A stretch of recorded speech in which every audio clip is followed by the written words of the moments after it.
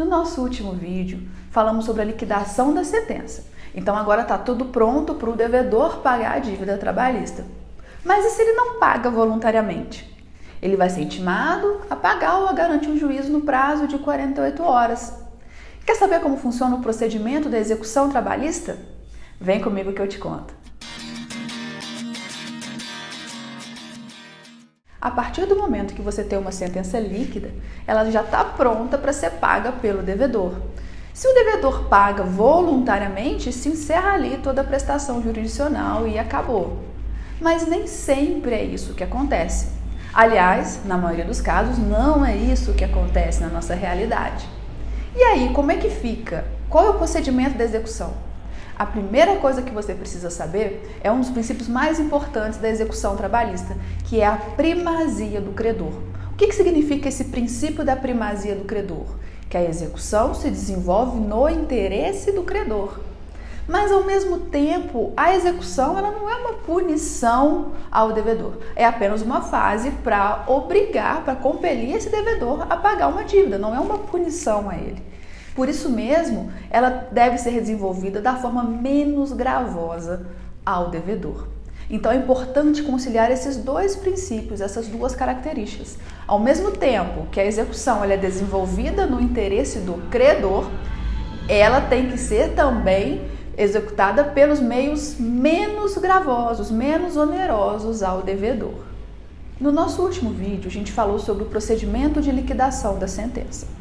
A sentença, em regra, ela é ilíquida e é por esse procedimento de liquidação vai tornar essa sentença ilíquida em uma sentença líquida pronta a ser executada. Se você ainda não assistiu esse vídeo, o card está aqui, não deixe de assistir. A sentença ela vai ser liquidada.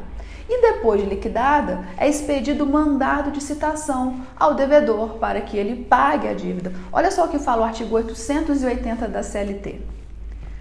Requerida a execução, o juiz ou presidente do tribunal mandará expedir mandado de citação do executado, a fim de que cumpra a decisão ou acordo no prazo, pelo modo e sob as combinações estabelecidas ou quando se trata de pagamento em dinheiro e inclusive de contribuições sociais devidas à União, para que o faça em 48 horas ou garanta a execução, sob pena de penhora. Parágrafo 1º. O mandado de citação deverá conter a decisão exequenda ou o termo de acordo não cumprido. Parágrafo 2º. A citação será feita pelos oficiais de diligência. Parágrafo 3º. Se o executado, procurado por 2 vezes no espaço de 48 horas, não for encontrado, far-se-á a citação por edital, publicada no Jornal Oficial ou, na falta deste, afixado na sede da junta ou juízo durante 5 dias. Percebam que a regra na fase de execução é que a citação se dê por meio de oficial de justiça. Agora, muito cuidado para o que diz o parágrafo 3º desse artigo 880, quando fala da citação por edital. Lembrem que no vídeo sobre procedimento sumaríssimo, a gente falou que não cabe citação por edital no procedimento sumaríssimo. Isso está certo. Mas na fase de conhecimento, aqui a gente está na fase de execução. E na fase de execução vai sim caber citação por edital, independente do rito. Ou seja, ainda no procedimento sumaríssimo, é possível a citação por edital na fase de execução. Muito cuidado com isso na sua prova. Então, a regra é citação por oficial de justiça. Se procurado, o executado se esconde ele debaixo da cama, ele atende a porta, fala, não conheço esse fulano de tal, não mora aqui, nunca vi, o endereço está errado, não é esse. Vai se fazer a citação por edital, caso não seja encontrado no prazo de 48 horas o executado para pagar a dívida. E aí, feita a citação, citado o executado, ele tem 3 opções. Ele paga a dívida, ele garante o juízo ou ele fica inerte. E ficando inerte, ele deixa os seus bens serem penhorados para garantir a execução. Olha o que vai acontecer. Ele vai ficar inerte. O oficial de justiça, o juiz vai mandar o oficial de justiça penhorar tantos bens do executado quantos bastem para garantir a execução. É isso que fala o artigo 883 da CLT, olha só. Não pagando o executado, nem garantindo a execução, seguir-se-á a penhora dos bens, tantos quantos bastem ao pagamento da importância da condenação, acrescida de custas e juros de mora, sendo estes, em qualquer caso, devedor, devidos a partir da data em que for ajuizada a reclamação inicial. Então, executado, primeira opção, pagar a dívida, encerrar ali a execução, resolver o problema dele. Agora pode ser que ele queira embargar a execução, queira recorrer lá para o TRT. O que ele vai precisar fazer? Nesse caso, ele garante o juízo. Como que ele garante o juízo? Ele deposita em juízo o valor da dívida. Ele nomeia bens a penhora suficientes a garantir a execução para depois apresentar a sua defesa na fase de execução. Ou ele fica inerte, não faz nada e deixa o oficial de justiça ir lá penhorar tantos bens quantos bastem para a garantia da execução. Lembrando que existem alguns bens que são impenhoráveis e a relação aqui é a mesma que vem lá no CPC, no artigo 833 do CPC. O bem de família, os bens que guarnecem a residência do executado, entre outros. A relação, você pega lá o CPC e lê o artigo 833 do CPC, são os bens impenhoráveis. Aqui no processo de trabalho a gente tem algumas discussões, por exemplo, acerca do salário, se o salário em regra no processo civil ele é impenhorável. Aqui no processo de trabalho a gente tem visto decisões recorrentes de que penhora até 30% do salário da aposentadoria, porque aí também são, por mais que o salário seja verba alimentar, o crédito do trabalhador também é uma verba alimentar. Então, a gente tem essa celeuma aqui trabalhista, mas as decisões mais recentes têm aceitado penhorar, inclusive, salário do executado. Agora eu preciso chamar sua atenção para o artigo 883-A da CLT, que foi uma novidade trazida pela reforma trabalhista e que já caiu na prova da OAB. Olha só o que diz o artigo 883-A da CLT. A decisão judicial transitada em julgado somente poderá ser levada a protesto, gerar inscrição do nome do executado em órgãos de proteção ao crédito ou no Banco Nacional de Devedores Trabalhistas, nos termos da lei, depois de transcorrido o prazo de 45 dias a contar da citação do executado, se não houver garantia do juízo. Então, muito cuidado aqui. Porque se vier na sua prova dizendo que o executado foi citado para pagar ou garantir o juízo em 48 horas, se manteve inerte e depois de 30 dias o juiz mandou incluir no BNDT ou a parte mandou requerer o juiz incluiu no BNDT depois de 30 dias, tá errado, viu? Muita atenção. A empresa, o executado, na verdade, só pode ser incluído no BNDT depois de 45 dias contados da execução, caso ele não pague nem garante a execução. Então, o prazo para ele ser incluído é somente após 45 dias, caso ele não pague ou não garanta a execução. Então, imagine você, o executado foi citado para pagar ou garantir o juízo em 48 horas. Ele não pagou nem garantiu a execução. O que acontece? O juiz mandará o oficial de justiça penhorar tantos bens quanto bastem para a garantia da execução. O oficial de justiça foi lá e penhorou tantos bens quantos bastassem para a garantia da execução. Nesse momento que o oficial de justiça faz a penhora dos bens, é lavrado o auto de penhora, onde vai ouvir lá descrito o bem, as características do bem, e é o próprio oficial de justiça que vai fazer essa primeira avaliação do bem. Então ele vai lá, foi lá na empresa, penhorou um trator da empresa. Ele vai falar o estado do trator, vai falar se tem algum pneu furado no trator, vai falar em qual é o valor que está avaliado aquele trator e vai nomear um depositário. Sabe aquela súmula vinculante lá do STF que diz que não é ilegal a prisão do depositário infiel, porque no Código Civil dizia que era possível prender o depositário infiel, que é o quê? Aquela pessoa que é nomeada pelo oficial de justiça como depositário do bem, ele tem que zelar pela conservação do bem. Se esse trator dessa empresa sumiu, é o depositário que vai ter que responder por isso. Só que agora ele não pode ser preso. Agora não, já faz um tempo, né? Ele não pode ser preso por isso. Mas ele vai ser considerado depositário infiel desse bem. Então é o próprio oficial de justiça que vai fazer a avaliação do bem, vai lá no auto de penhora, né? Quando ele lavrar o auto de penhora, fazer a avaliação do bem, vai falar todas as características e vai nomear o depositário desse bem. E depois de nomeados os bens ou garantido o juízo, lá naquela primeira opção, lá nas 48 horas, abre-se o prazo tanto para o executado quanto para o exequente. O executado fazer o quê? Apresentar os seus embargos à execução. E o exequente apresentar a sua impugnação. Olha só o que fala o artigo 884 da CLT. Garantida a execução ou penhorados os bens, terá o executado 5 dias para apresentar embargos, cabendo igual prazo ao exequente para a impugnação. Parágrafo 1º. A matéria de defesa será restrita às alegações de cumprimento da decisão ou do acordo, quitação ou prescrição da dívida. Parágrafo 2º. Se na defesa tiverem sido arroladas testemunhas, poderá o juiz ou presidente do tribunal, caso julgue necessário seus depoimentos, marcar audiência para a produção de provas, a qual deverá realizar-se no prazo de 5 dias. Parágrafo 3º. Somente nos embargos à penhora poderá o executado impugnar a sentença de liquidação, cabendo ao exequente igual direito e no mesmo prazo. Parágrafo 4º. Julgar-se-ão, na mesma sentença, os embargos e as impugnações à liquidação apresentadas pelos credores trabalhistas e previdenciários. Parágrafo 5º. Considera-se inexigível o título judicial fundado em lei ou ato normativo declarados inconstitucionais pelo Supremo Tribunal Federal ou em aplicação ou interpretação tidas por incompatíveis com a Constituição Federal. E parágrafo 6º. A exigência de garantia ou penhora não se aplica às entidades filantrópicas e ou aquelas que compõem ou compuseram a diretoria dessas instituições. E aqui eu também preciso muito da sua atenção para que você não confunda o prazo lá do artigo 879, parágrafo 2º, com esse prazo aqui do artigo 884.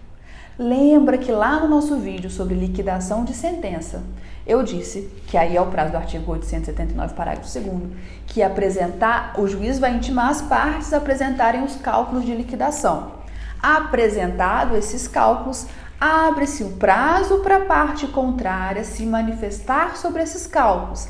Esse prazo é de 8 dias. Então, o prazo para impugnar os cálculos apresentado pela parte contrária é de 8 dias. Depois que as partes impugnarem esses cálculos, o juiz vai homologar ou não e vai proferir a sentença de liquidação, tornando aquela sentença líquida. Nesse momento, o executado é citado para pagar ou garantir o juízo em 48 horas. Se o executado garantir o juízo ou tiver os seus bens penhorados, aí sim abre esse prazo aqui do artigo 884 para o executado embargar a execução, apresentar os seus embargos à execução, que é a defesa do devedor na fase de execução, no prazo de 5 dias, e para o exequente apresentar a sua impugnação à liquidação de sentença. Então, são fases diferentes, são peças diferentes. No primeiro momento, lá na fase de liquidação, eles estão impugnando o quê? Os cálculos. Então, a impugnação aos cálculos, o prazo é de 8 dias. Aqui já teve a sentença de liquidação, a sentença já é líquida, já homologou os cálculos. Então, o que eles vão fazer? Eles vão impugnar o quê? A sentença. Eles não estão mais impugnando lá o cálculo apresentado por uma das partes. Eles estão impugnando a sentença proferida pelo juiz. E aí, o executado vai apresentar o quê? Os seus embargos à execução, impugnando a sentença de liquidação. Da mesma forma, o exequente, ele vai apresentar o quê? A sua impugnação à sentença de liquidação e não aos cálculos. Ele vai apresentar a sua impugnação à sentença de liquidação. Nesse caso, o prazo é de 5 dias. Então, lembrem, prazo para impugnar cálculos na fase de liquidação de sentença, 8 dias. Prazo para impugnar a sentença de liquidação, o exequente, ou apresentar os embargos à execução, no caso do executado, 5 dias. Muita atenção para não confundir esses prazos aqui. Sobre a impugnação, a sentença de liquidação que é apresentada pelo exequente no prazo de 5 dias, o exequente vai alegar basicamente o quê? A incorreção nos cálculos. Ele vai dizer que extrapolou a coisa julgada, que está errado aritmeticamente, que tem algum erro naquela sentença de liquidação que homologou os cálculos. E aí percebam que na prática o exequente vai acabar tendo 2 momentos para impugnar os cálculos, né? No momento anterior, lá da fase de liquidação de sentença, no procedimento de liquidação de sentença, e agora aqui nesse momento posterior, na fase de impugnação à sentença de liquidação apresentada em 8 dias.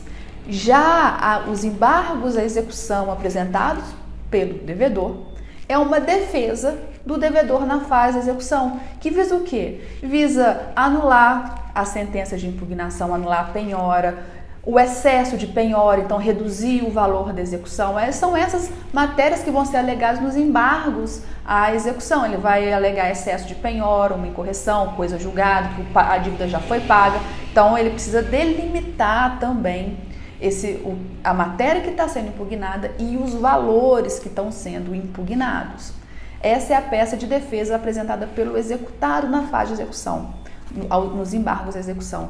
Mas o mais importante sobre os embargos à execução que você precisa guardar é que ele precisa estar com o juízo integralmente garantido.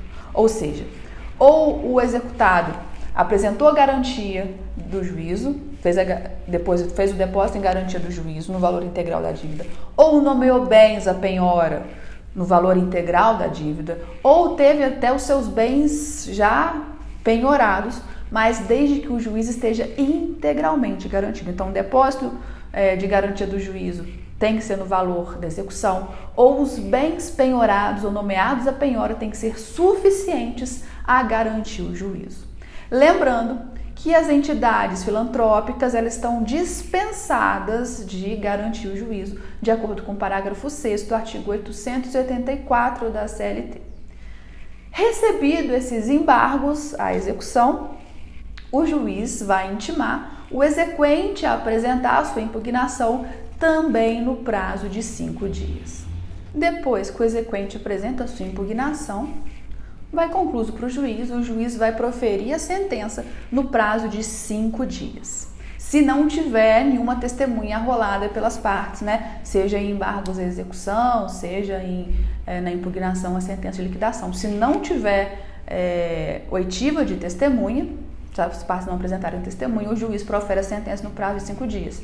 Se tiverem testemunhas arroladas, elas vão ser ouvidas, depois os autos vão ser concluídos em 48 horas para o juiz, que proferirá a sentença no prazo de 5 dias. E aí vai ser a sentença na fase de execução. E eu sei que você já ouviu isso.